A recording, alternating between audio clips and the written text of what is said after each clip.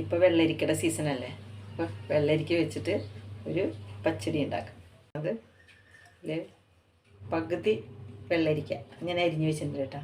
ഇത് ഉപ്പും വെള്ളമൊഴിച്ച് വേവിച്ചെടുക്കാം. ഒരു 1.5 പിടി തേങ്ങ ചിരവി ചെയ്തിട്ടാ മതി. ഒരു പച്ചമുളക്, കുറച്ച് കടുക്, കുറച്ച് നല്ല ജീരകം, തൈര്, അധികം പുളിയില്ലാത്ത തൈര് കുറച്ച് അരച്ചെടുത്തിട്ടുണ്ട്. ഇനി നമുക്ക് കറിയിലേക്ക് ഒഴിക്കാം.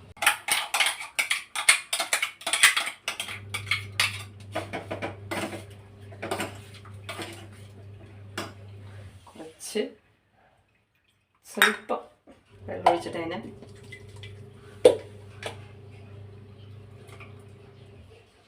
കുലുക്കി ഒഴിക്കും. താളിച്ച് ഒഴിക്കാം. കുറച്ച് വെളിച്ചെണ്ണ, കടുക്, മുളക്,